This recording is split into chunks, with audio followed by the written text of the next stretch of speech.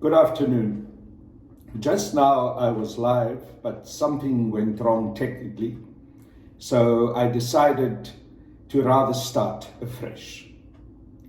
I was talking to those of you who are online this afternoon about the situation that I'm currently faced with. The kind of attacks that had been launched against me by my own comrades in the African National Congress. The recent disciplinary charges that had once again, after a year of trying to bring those charges been instituted against me. But let me start by going back to where I come from. I made a speech a while ago to a group of Afrikaner writers, and I said to them, I'm a boerseun from a small town in the old Western Transvaal, which is now known as the Northwest Province. I grew up in an Afrikaans community, but at the age of 16, after I'd gone to Soweto and I seen the conditions under which the majority of Black and African people are living, I started asking questions about the correctness of apartheid. I started challenging apartheid. That journey brought me to the point where in 1979 I decided to join the African National Congress. I went across the border to Botswana, and on a small koppie, a small hill outside Gaborone, I joined the ANC and the military wing of the African National Congress, Umkhonto we Sizwe. I joined out of commitment that I wanted to see true liberation and full justice in South Africa. By then, I'd listened to the speeches of President Oliver Tambo on Radio Freedom. I remember how he described the importance of freedom as not just the vote, not just democracy, but also true economic freedom. How he insisted that economic liberation and racial subjugation are part of the same struggle.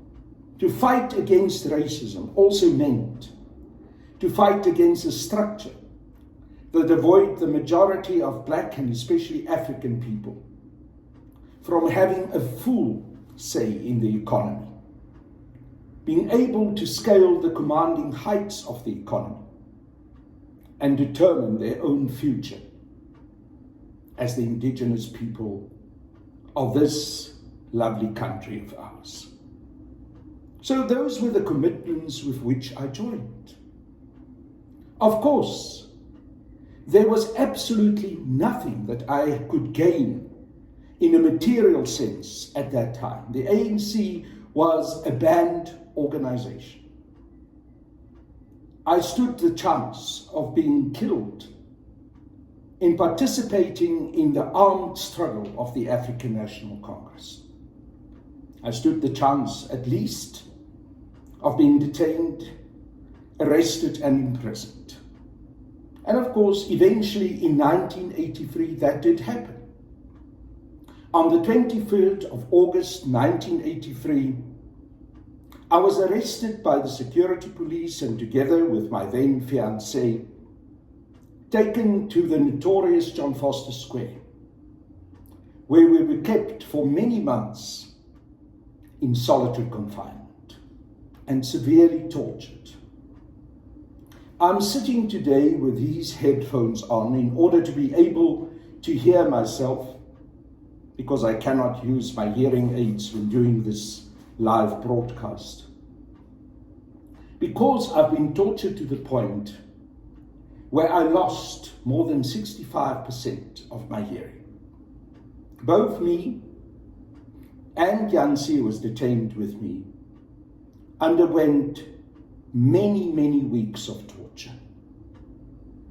In the instance of Jansi, she was stripped naked, subjected to sleep deprivation, forced to stand on bricks until she was absolutely exhausted, then forced to sing the old national anthem, Die Stem. That was recorded, and it was brought into the interrogation sessions with me, to play it back to me, to say to me, see what is happening to the woman you love, you better talk. It was extremely hard. I'm grateful that despite that torture, both physical and psychological, I never sold a single one of my comrades out. And eventually, Jansie and myself appeared in the Gauteng South High Court. We were charged with high treason, so-called high treason, for our membership of the African National Congress and the activities that were carried out on behalf of Mkhonto Sizwe. Found guilty and respectively sentenced to 4 years in the case of Jansie and me, 15 years of imprisonment. It was a tough trial. During the time that I gave evidence, I was asked by the prosecutor, a senior prosecutor with the name of Mr. Jan Swanepoel, whether if I ever get out of prison, I will continue to fight apartheid. And I said yes. He asked me if I would even be prepared to take action and possibly assassinate the then president of apartheid South Africa, Mr. P.W. Botha. And I again answered in the affirmative. I said yes, because apartheid is evil. It is a crime against humanity. And P.W. Botha is an evil man, destroying the lives of the majority of black and especially African people. The judge, Mr. Louis Myburg, shouted from the bench, "Young man, you better check what you are saying. Remember that the charge of treason carries the potential of a death sentence. If you talk like this, I may just decide to hang you." And my response to him was, "Your Honor, Your Lordship, suit yourself." So that is where I come from. A life of continuing to insist that I will stand by my principles. And I have throughout, during the time that I was in prison, the time that I came out of prison, when I worked full-time for the African National Congress in various capacities, twice as the national spokesperson, as a member of the National Executive Committee of the ANC, as chairperson of the ANC-NEC Subcommittee for Religious Affairs, and in many other positions, I've always stood on the same principles. I've never been one to allow my jacket to be blown in whatever direction the wind goes. I've always been clear that I joined the ANC exactly because of that commitment that I heard from President Tambo, that we must bring an end to racial exploitation, but also to economic exploitation, and that the two go hand in hand. They dovetail. So I've always been committed to the full economic liberation of the majority of black and African people. I've always been committed that we must bring an end to the imperialist and white monopoly capitalist control of our South African economy. That South Africa and the economic future of this country must be determined by the majority of black South Africans. So why would I change my mind now? After 43 years in the African National Congress, of course, I've seen how there are comrades and leaders within the ANC who've sold out. That selling out process didn't start yesterday. It started already even before the ANC was unbanned, even before the ANC returned from exile. There were those leaders within the African National Congress who already in those early days were prepared to compromise the most basic principles and ideas of our liberation struggle for the sake of their own enhancement and self-enrichment. And having made those compromises and having sold out then already, they brought that process also through the negotiations into the era of the ANC having been legalized once again, and then after the CODESA negotiations ending up after the 1994 elections as the ruling party. I'm convinced that it is because of those individual leaders who've sold out and who made compromises that made it impossible for us to take control of our South African economy and allowed white monopoly capitalism to continue to be in control of this economy and continue to exploit our people. I'm convinced it is because of them that we find ourselves today in the terrible crisis that this country is in. One of the people that played a central role in doing so was Cyril Ramaphosa. It started on very early in his life, and it continued. The role that he played during the negotiations was an insidious one. It was one of committing us to compromises that had an impact on the inability of the African National Congress to bring true liberation in the economic sense to South Africa. And of course, it was very important for the white monopoly capitalists who invested so much in Cyril Ramaphosa, right from his youth, to get him eventually to return from business to full-time politics, to become eventually the president of the African National Congress, and through that channel of presidency of the ANC, also to become president of the country. That was always their aim. Cyril Ramaphosa has right from the beginning been an agent of white monopoly capitalism. And as the situation unfolds, especially during this last almost 5 years of his presidency, we can see how Cyril Ramaphosa, as president of the ANC and subsequently also as president of South Africa, is acting in the interests of white monopoly capitalism and sells his own people. So I've been opposed to this. I've watched it happening over a period of time from close quarters. I've been opposed to it always. In the early days of the negotiations and the CODESA negotiations, I was a young man. I was a junior member of the ANC's negotiating team. I could do very little to change those highly compromised, unacceptable decisions that were taken.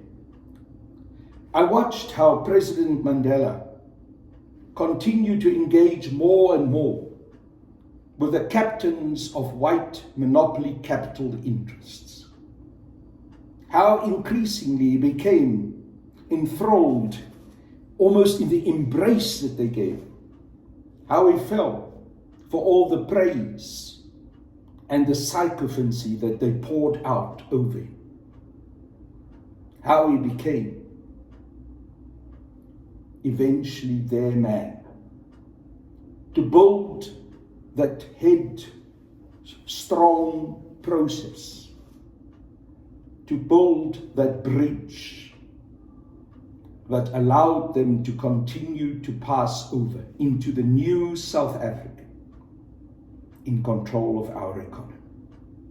And sadly, President Thabo Mbeki, when he became president of the ANC and of the Republic of South Africa, did nothing to change that. In fact, he took it even further. He gave us GEAR, neoliberal economic policy programs. He squandered a 2/3 majority of the trust that the voters of South Africa had placed in the African National Congress. Did nothing with it, didn't change the economic dynamics, didn't address the critical issue of the return of the land to the people, did not create institutions that were there to serve the majority of Black and African people. Then, of course, President Jacob Zuma came.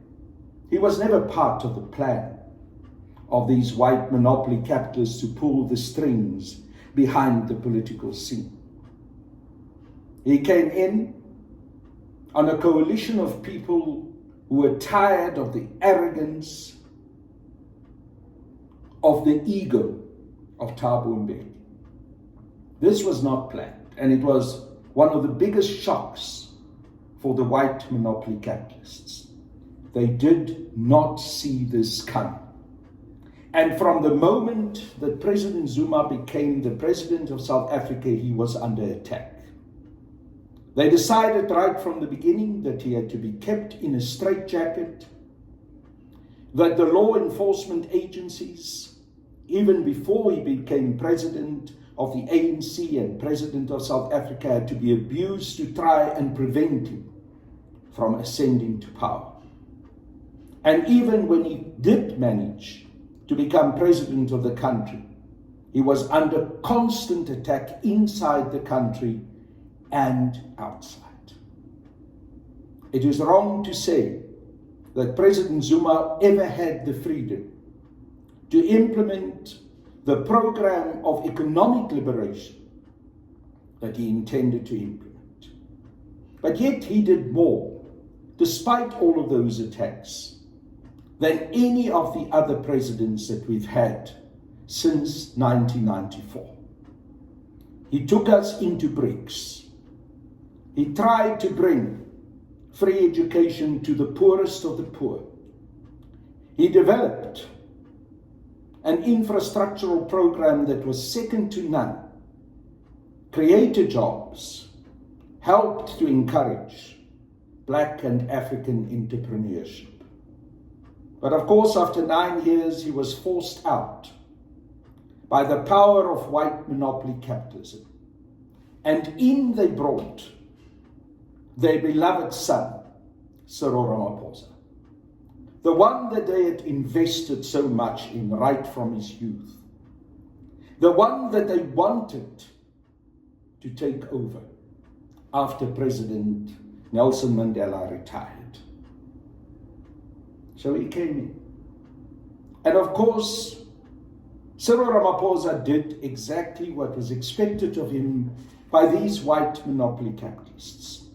Cyril Ramaphosa has always been an agent of white monopoly capitalism. He did not implement the resolutions of the 54th National Conference with regards to radical economic transformation.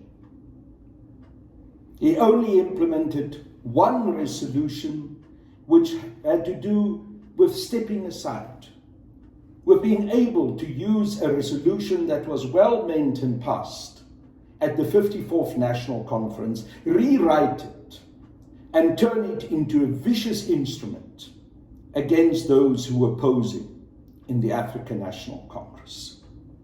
Beyond that, he went on a vicious program of undermining our state-owned enterprises, moving on a project of privatization of those enterprises, destroying Eskom, destroying the South African economy. Because as the old mantra goes, you first make these institutions to fail and not to work, and then you privatize them. So yes, Cyril Ramaphosa has done what has exactly been expected of him.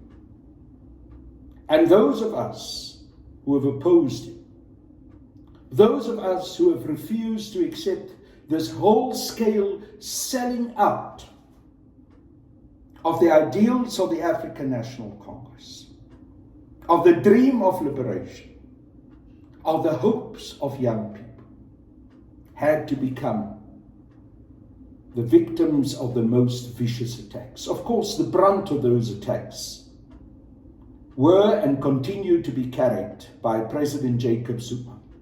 But there are others, like Comrade Ace Magashule, Comrade Zandile Gumede, Bongani Bongo, and continue to mention people throughout the country, Mervyn Dirks, myself, that have been under constant attack. So this is the broad political context in which I want to talk to you today. Because I want to make this quite personal. You see, as I've said, I've dedicated my life to work for liberation in this country. I've never made it my task to first and foremost empower myself financially or otherwise. I've always been dedicated to the empowerment of a majority of Black and especially African people. And of course, and I willingly did so, I paid the price for it. But in the recent years, that price that I'm paying is now casting a dark shadow over the integrity of those who continue to attack me. Because they're not attacking me now as agents of the apartheid regime. They are not the security police who are attacking me and beating me up and torturing me in the dark torture chambers of John Foster Square. Now, no, they are so-called comrades. Comrades who say that they carry the interests of the African National Congress and the people of South Africa at heart. But their actions are the exact opposite. So I've spoken out against it. I've stood up and said, you are wrong. I question your comradeship. I question the actions that you are taking. I will challenge you, together with many other fellow comrades who continue to believe in the true ideals of the African National Congress, as expressed over the decades of the ANC's commitment to liberation, as expressed in the African claims of 1948, as expressed in the ideals that the youth league of the African National Congress, when it was formed in 1948, under the leadership of Anton Lembede and Walter Sisulu and Oliver Tambo and Nelson Mandela, had expressed. I will not keep quiet, and we, as a committed cadre that want to see full liberation, will not keep quiet. We will stand up against the sellouts and against those that have compromised our people and the hopes, the expectations of our people for a better life, to the point where we're now on the verge of a deep precipice and where our country can indeed collapse. So that is what I've done. In return for that, I've been vilified. I've been called every name in the book. I've been subjected to this most awful Stratcom media propaganda campaigns. But I'm happy that in my family life, I've got 3 wonderful, beautiful children who know me from close quarters, who know who I am, and who love me. I brought here to show today a mug that my second oldest daughter, Kanya, gave me last year. It says, "Number 1, Dad. I love her and her sister Helen, and the young boy that has entered my life through my new relationship with Noluthando Ndluli, Nkanyezi, deeply. They are the lights of my life, and I'm glad that they have acknowledged that I care for them and that I continue to be their number 1 dad." My oldest daughter, Helen, sent me on email this: "Never give up," she wrote, "Dad. Never give up." And she did that when she heard that new charges had been brought against me by the African National Congress leadership, trying to suspend me and eventually expel me from the African National Congress.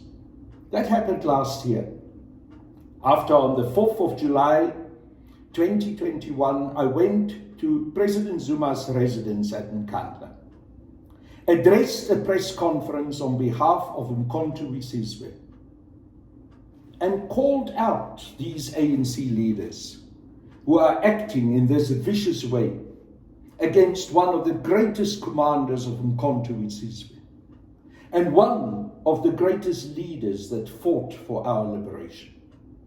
I called them out. I also insisted that the sentence that was given to President Zuma by the Constitutional Court was illegal.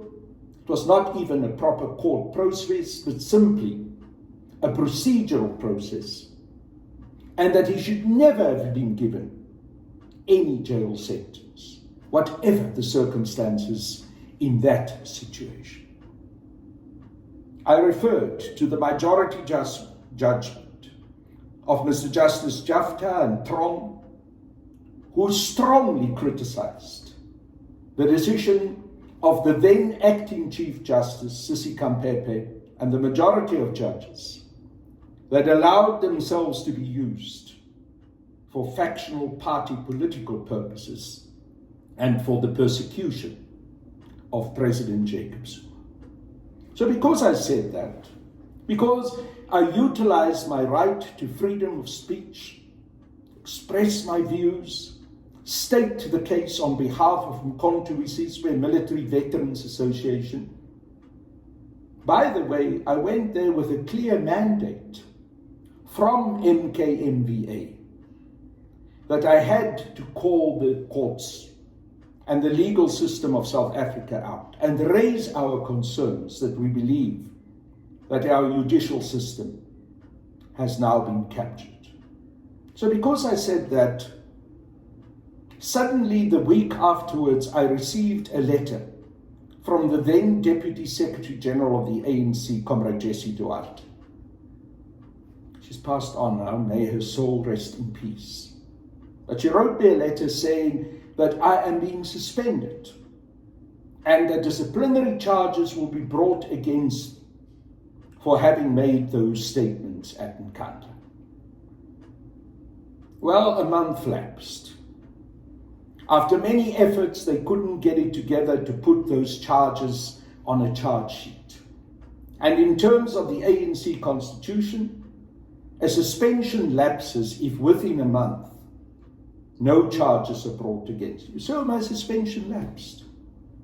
And I continued to be a member of the African National Congress in good standing, and in fact a veteran with a membership of 43 years in the ANC.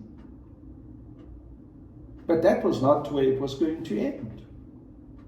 Then suddenly, on the 12th of October, I get told that there is now indeed a resuscitated set of charges being brought against me. I'm presented with a charge sheet. And in that charge sheet, I'm being charged for having said that the judiciary are captured, having complained about the manner in which President Zuma was sentenced by the Constitutional Court, and lo and behold, I'm charged for having sat in front of a table with an ANC tablecloth on it. And the charge is that I wrongly created the impression that the ANC as organization agrees with those points of view which I officially expressed on behalf of the Umkhonto we Sizwe Military Veterans Association. Now, I don't think it takes a rocket scientist to see that these were utterly factional and trumped-up charges. After a while, it became clear that these charges cannot stick.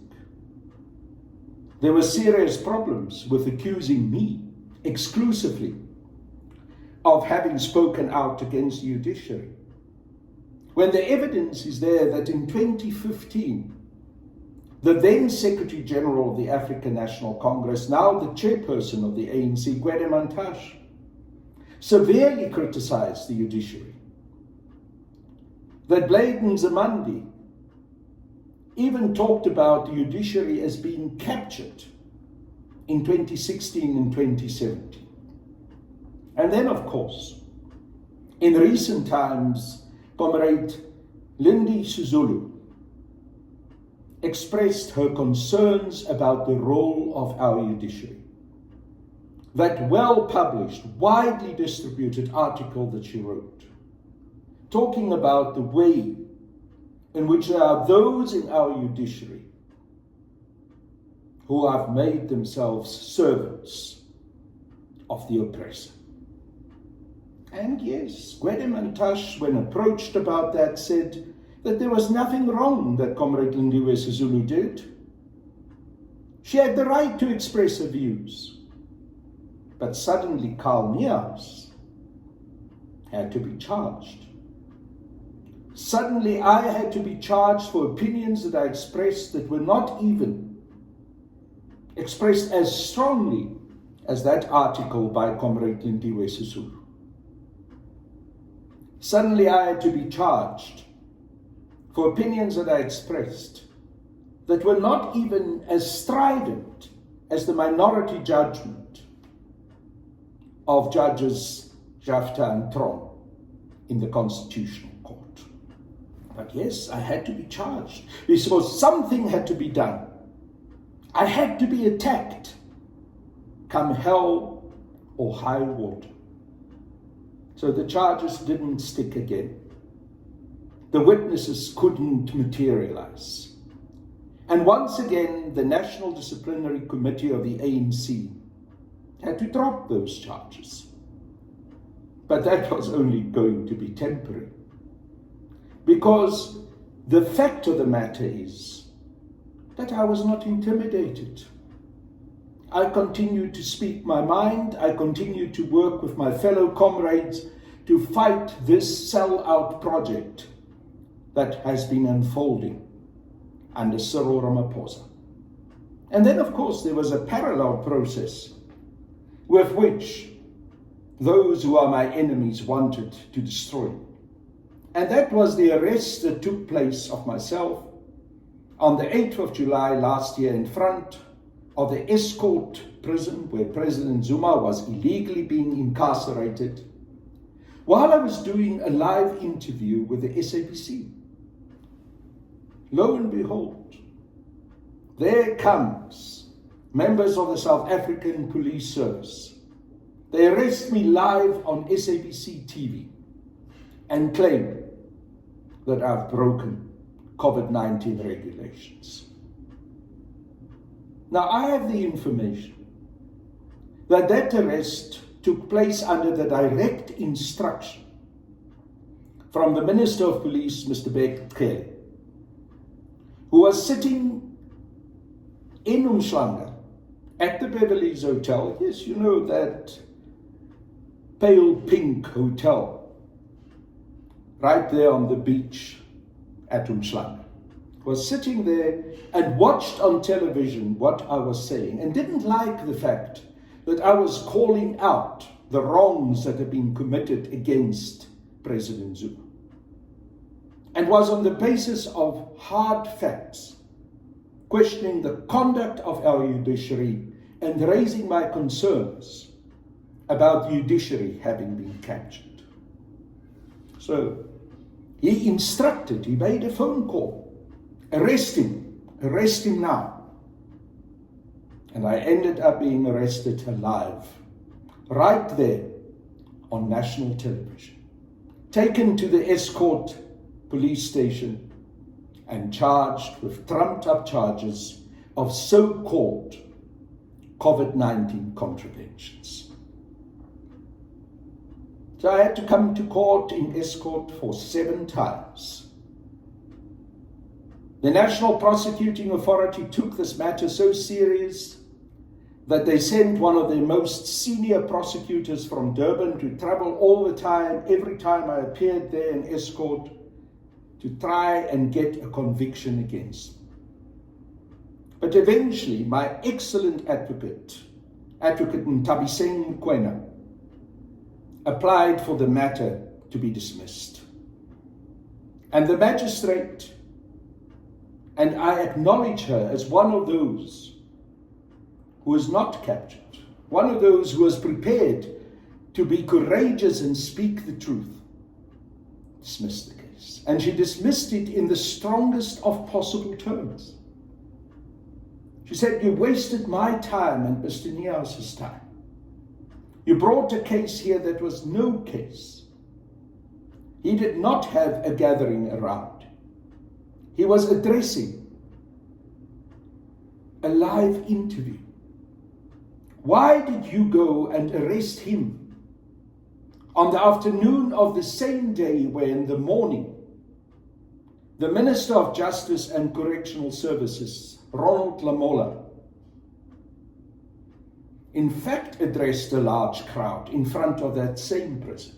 In fact, from all the evidence that has been presented, contravened the COVID-19 regulations, but nothing was done against him. And yet you come and charge, arrest first and then charge Mr. Niehaus." She said to me, "Mr. Niehaus, please leave this court. We do not want to continue to waste your time." So yes, I am bringing charges of wrongful arrest and malicious prosecution against the state. But the point I'm making is that that was the other effort that these factional ANC politicians wanted to use to get rid of him. And when that didn't work, when that courageous magistrate threw the case out into the garbage bin where it belonged, hey presto, for the 3rd time they now returned those national disciplinary charges.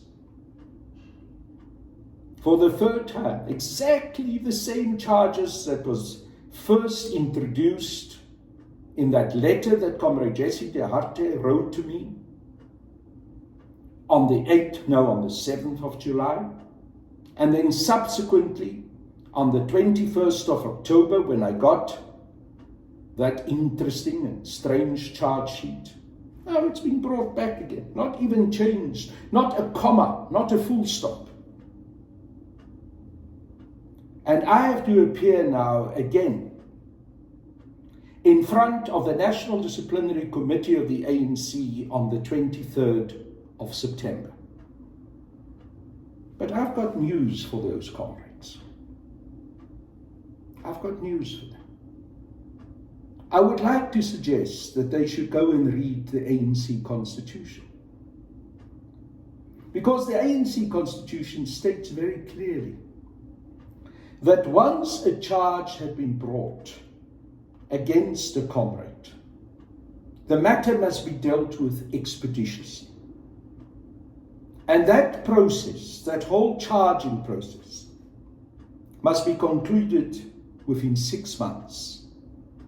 Otherwise, it would become null and void. Now, of course, The 21st of October, if we are going to calculate it back to that first charge sheet, if we don't take it back even further, to that letter that I have received from Jesse Duarte in July last year, is long, much longer than 6 months ago. So there can't be any charges. And they need to charge, and they need to have a factional, vindictive action against me. They have once again contravened their own ANC constitution. Now, I suppose one has to have a little bit of sympathy for these members of the National Disciplinary Committee, because I'm told that they are being placed under constant pressure, right from the top, by President Cyril Ramaphosa himself, who continue to phone them and demand, when are you charging Niehaus? Why has he not yet been charged? So the poor guys, they've tried their best, but they're going to fail once again. They try to serve their master, but in the process, so to speak, they throw the whole baby out with the bathwater. You see, the reason for these charges that are now being rushed in again is one thing, and that is to prevent me from being able to participate in the democratic processes of the African National Congress in the run-up to the 55th National Conference. To be able to become a delegate to that conference through my branch, which is in Ballito, in KZN, and to stand as a candidate for the National Executive Committee of the ANC. These people are not interested in democratic processes. They're not interested in the empowerment of the branches of the African National Congress to make the decision on whether I should be a delegate to that conference, and I should be able to stand as a candidate for the National Executive Committee. No, they just want to cancel me out. And in the process, they're trying to do that with other comrades, with the Secretary General of the ANC, Comrade Ace Magashule, with Comrade Mervyn Dirks, and mark my words, there are still going to be many other comrades who are going to be given the same treatment. Because they're going to abuse those rules and regulations that the National Executive Committee of the ANC recently adopted, which states, if a member of the ANC has disciplinary charges pending against him or her, that member cannot stand as a candidate for the National Executive Committee, nor can that member be a delegate to the conference. So now we have disciplinary processes being abused in the most blatant of manner in order to remove those that can potentially oppose you. This is the character, this is the nature of Cyril Ramaphosa. The man is not a Democrat. The man does not care for the will of the people. He's never cared for the will of the people. He sold the will of the people out at Kudesa. He was in the service of his handlers. White monopoly capitalism inside South Africa and the big imperialist powers that continue to rule South Africa on a world scale.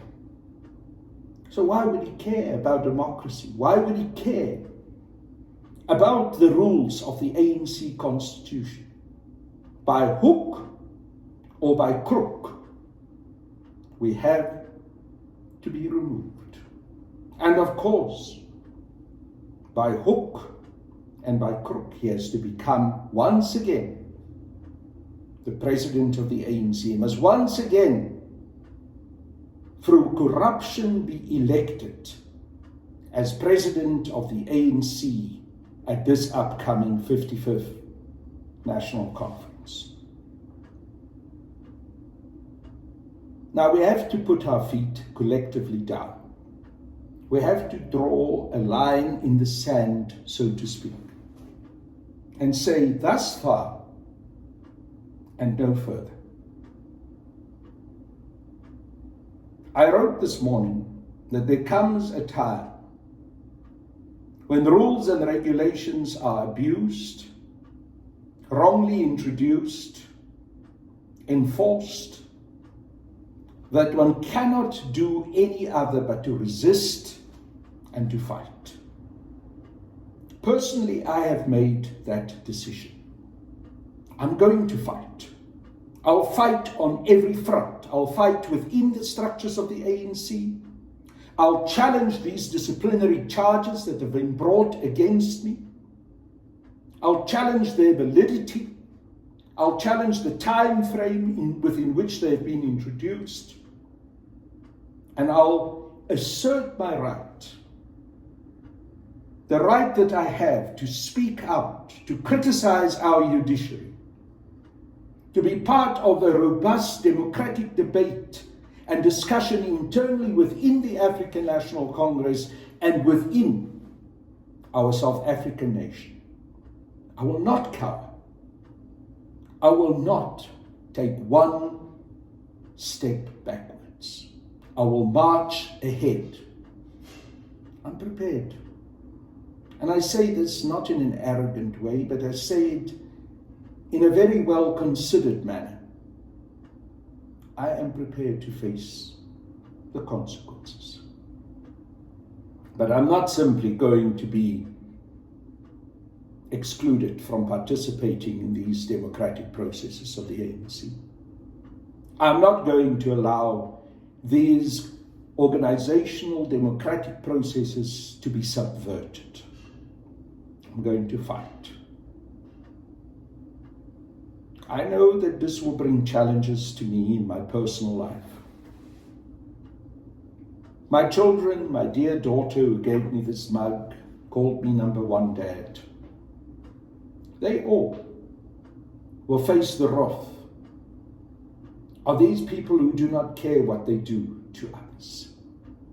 This same young child, and she's 12 years old, not so long ago came back from school crying, saying that her best friend has told her that she can no longer play with her because that best friend's dad believed all the rubbish, the Stratcom propaganda that is being published in our white monopoly capitalist newspapers,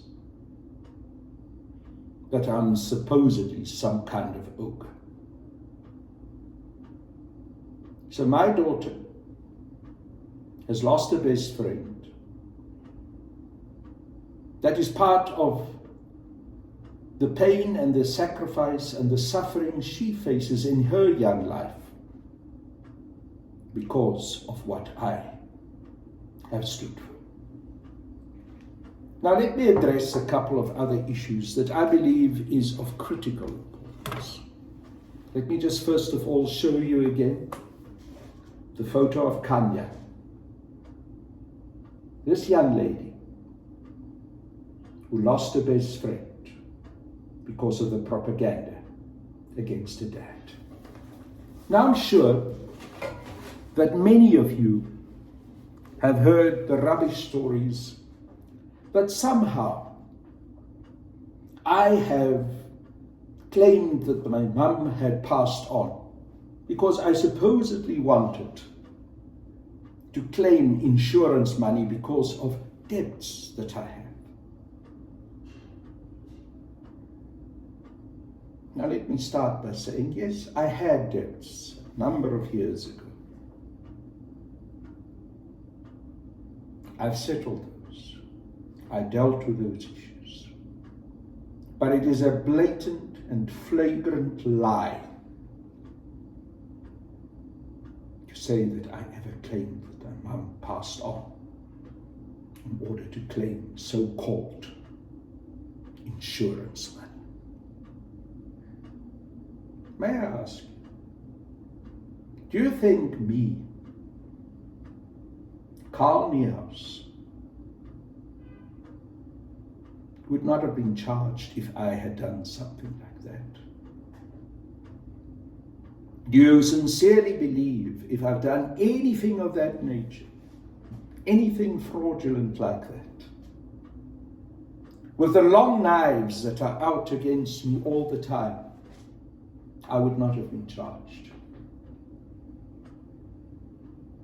When these rumors first started making the rounds, I asked one of my attorney friends, Mr. Ian Smallsmith, to write to the National Prosecuting Authority and to challenge them and ask them, is there any charges against Mr. Niehaus? Do you intend to charge? They wrote back, we're busy with no investigation.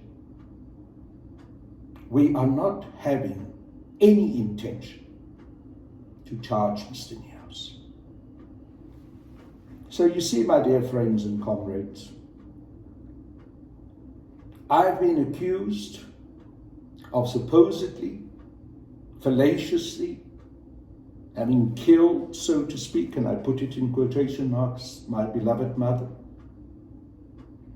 I have claimed, apparently, according to some of these newspaper articles, a lot of money, insurance money. I committed insurance fraud. But there's no charge. Nothing. Law. But I'm being accused of these terrible things. And my poor beloved mother, this woman who turned 93 this year, who I love dearly, had to face those horrible allegations. Yes, my dad turned against me, but my mum continued to be a loving mother to me, and yet she had to pay this price. I discussed this with my sister. We talked about whether it would have been a good idea to take this matter to court, to challenge those who made these appalling, disgusting, horrible allegations. My sister said to me, please don't. Just let it go. Your mum is 93, she's frail. These evil people will drag her in front of a court. Don't let her end her life with such experiences. So no, I'm not going to go to court on this matter. I've been asked, why don't you? Because I love my mum. Because I don't want her to be subjected to the evilness of these horrible Stratcom propagandists.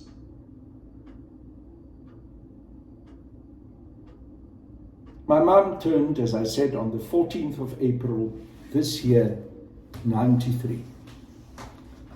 I'm going to stand up and take a drawing that my daughter, my oldest daughter Helen, made of that 93rd birthday gathering that we had at my sister's house.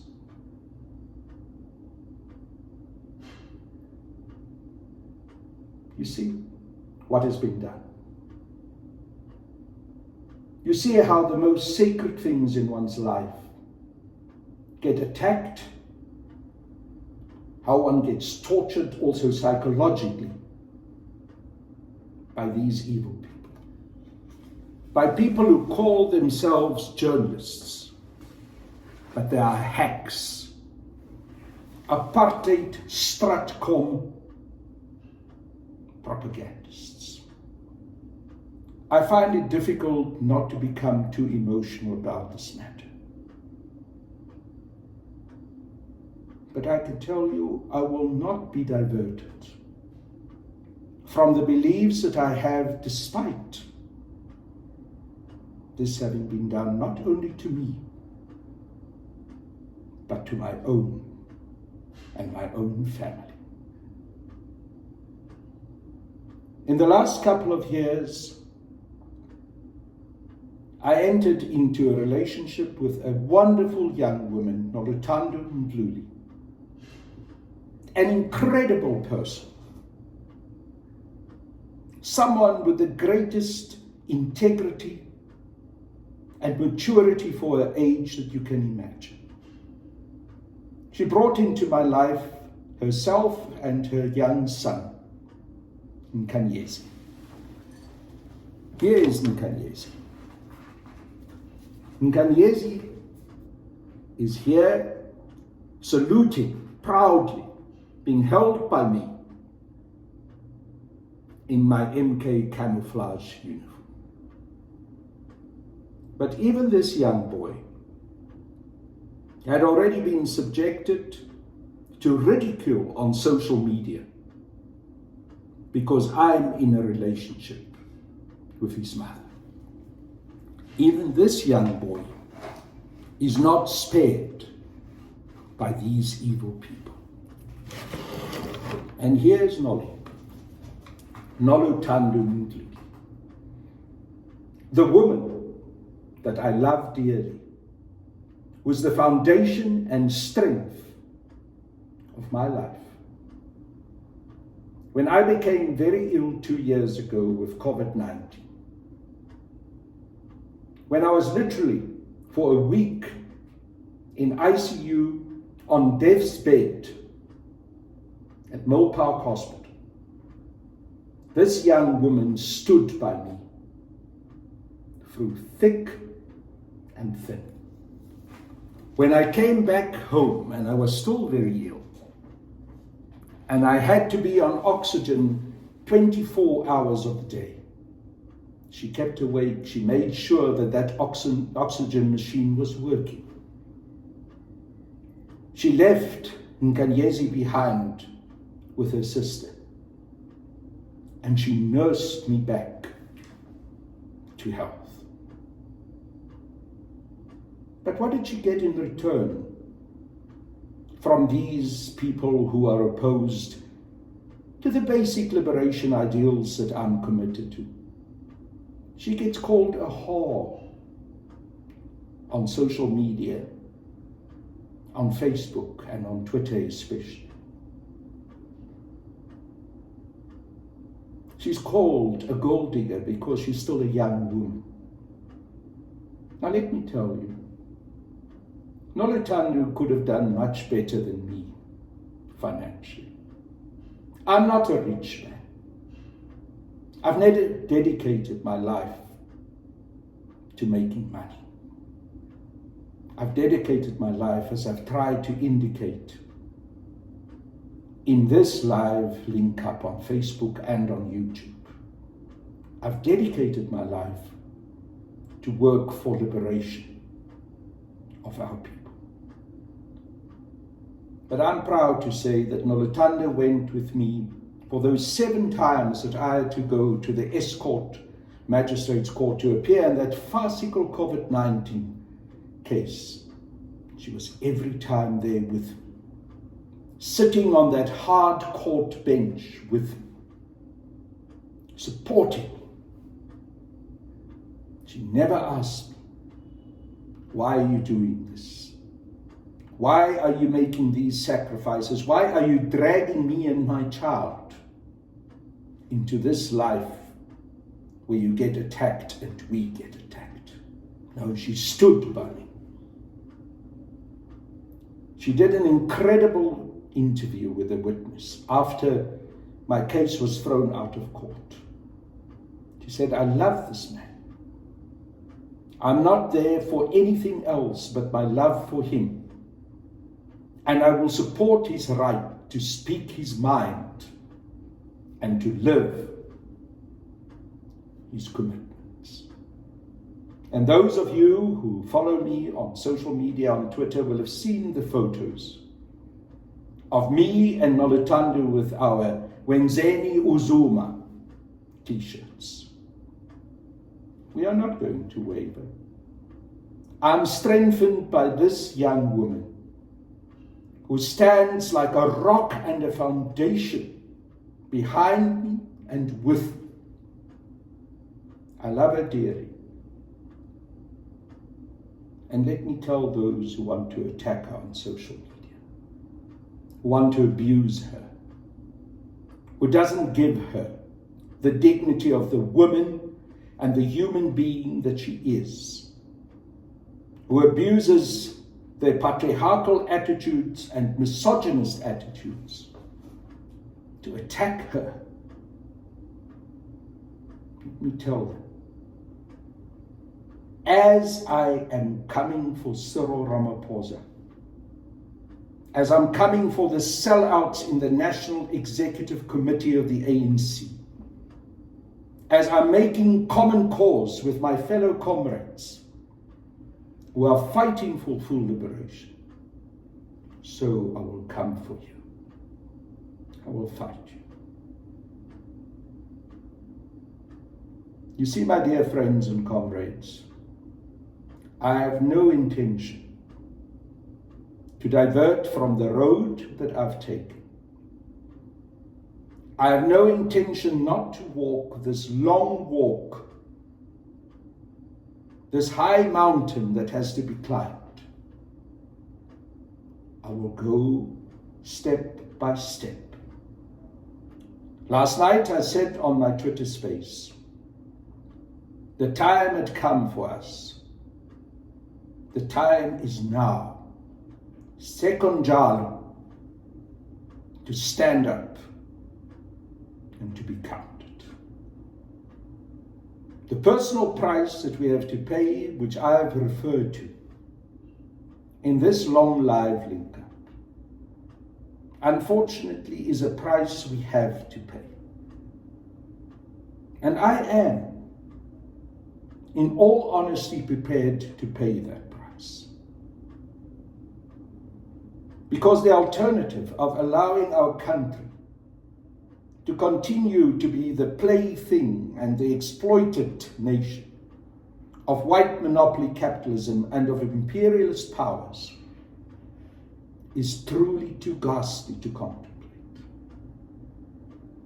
To allow a criminal such as Cyril Ramaphosa, a mafia-like criminal, in the context of the Pala Pala farm criminal saga, in the context of vote buying, in the context of lying to the National Assembly about the monies that he received for his CR17 campaign, in the context of covering up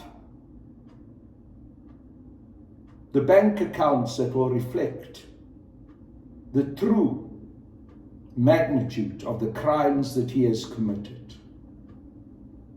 In the context of all of that, I will not waver to fight him and those with him.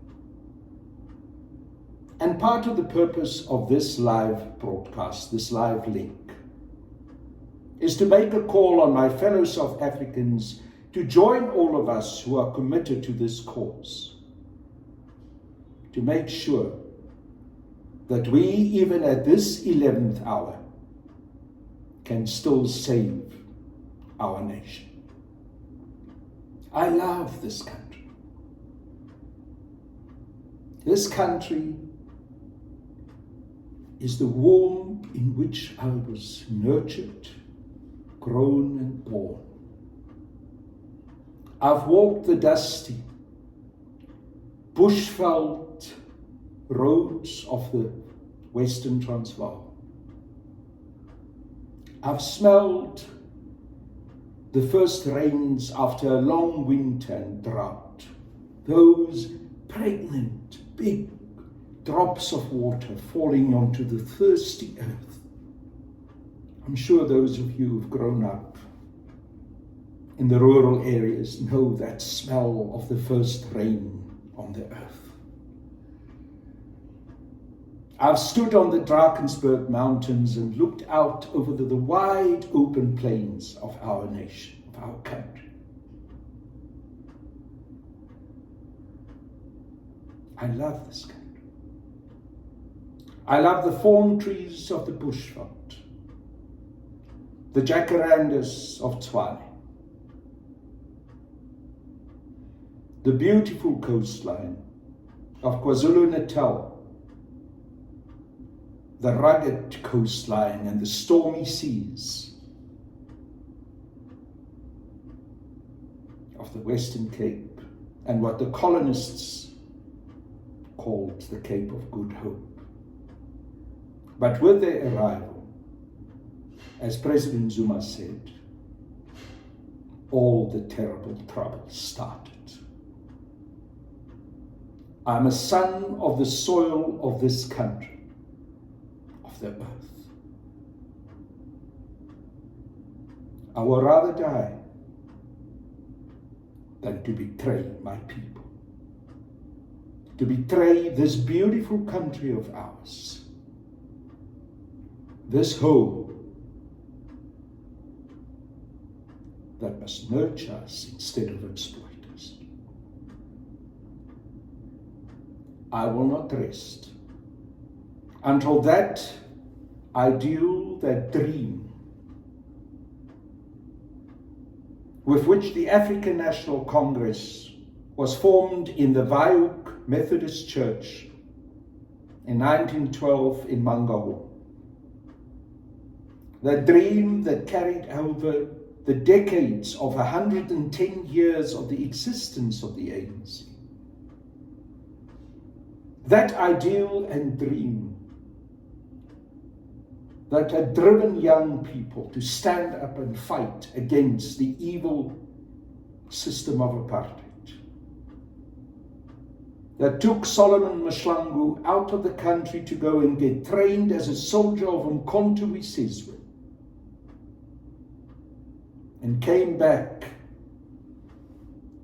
and spilled his young blood, hanged by the hangman's noose of the apartheid system, in order to nurture the tree of freedom. I will not betray my dear friend and comrade Vincent Shabalala, who I helped to cross the border to Botswana when he had to flee from the security police, who came back a courageous young man who had been trained in the German Democratic Republic and in the Soviet Union as a soldier of Umkhonto we Sizwe, who was betrayed by some of his own fellow comrades, cornered in a house in Alex, and didn't just give up, didn't just hand himself over, but started fighting and died in a firefight against the apartheid repressive soldiers. I cannot betray any of them. But I also can't betray the young children that I have, that I fathered, that I have a responsibility for to take care of. My oldest daughter of 25, Helen, named after the great icon of our liberation struggle, Helen Joseph. My middle daughter, who is turning 13 on the 4th of October this year, Kanya. The new son in my life in Kanyezi, who's also in October turning 5. All of them I cannot betray. Their future is my duty, is my responsibility. And part of that responsibility is to fight Cyril Ramaphosa and the sellouts. I've seen some of the messages coming in while I was speaking. Of course, there are the usual ones saying that I'm obsessed with Ramaphosa. that I should forget Ramaphosa will win regardless. You see, my dear friends and comrades, I ought to be obsessed about a man who sells out our nation, who betrays our liberation struggle, who sells us out for a pot of lentil soup, like the old biblical story goes. I want to be obsessed about such a person, such a rubbish.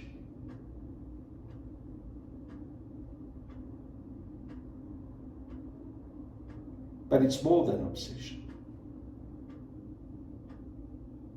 It is love. Love for my people. Love for this wonderful country of ours. Love for my children. Love for all of those comrades with whom I shared this long journey of 43 years in our struggle for liberation and for true freedom and dignity. I know them. I know my comrades who were detained with me when I was taken to John Foster Square and tortured there. I've heard their screams in the cells of that dark dungeon when they were tortured. I know how some of them died, killed by the security police. I recall how a comrade was given an orange, a fellow detainee, in trying to reach out to me when the cell door opened, took that orange and rolled it down the passage into my cell. I recalled how I took that orange. Yes, it was simply an orange, but it was a gesture of comradeship, of reaching out. When I was eventually sentenced and I was in the Pretoria maximum security prison, I could hear the songs of those that had been given the death sentence, fellow comrades, the night before they were to be executed. Those haunting songs of them singing liberation songs. I could hear them walking down that passage. And then you could hear the bang of the trapdoor. And you knew that the revolutionary soul had died and had joined the ancestors of our liberation struggle, like Solomon Mashlangu and so many more. I can never betray those experiences. I can never keep quiet about what I've experienced there in that prison. I can never allow the ideals for which those comrades died to be betrayed. So for me, there is no option, my dear comrades. And I'm glad that there are many other comrades who share this view with me. For me, there is no option. There's no alternative. There's no other way. It's this way. This commitment to full liberation. This dedication to save our nation. With those words, I'm signing off.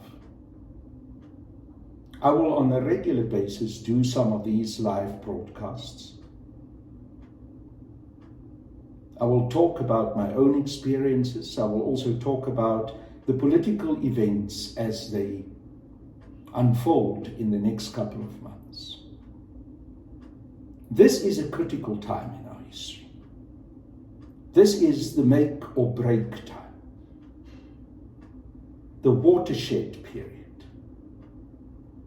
Either we're going to succeed, or we're going to see our beloved country and our beloved liberation movement, the African National Congress, being destroyed. We cannot allow that to happen. So we better put down our collective will and make sure that come December, the people's will prevail. Let's do that for Solomon Mshlangu, for Comrade Oliver Reginald Tambo, the longest serving president of the African National Congress, who dedicated his life and sacrificed his health for our liberation. For Chris Hani, who was assassinated because he refused to accept the selling out and the compromises. For the Lion of the Midlands, Harry Gwala, who I experienced in the office of President Nelson Mandela in the then Shell House, saying, Madiba, don't betray your people.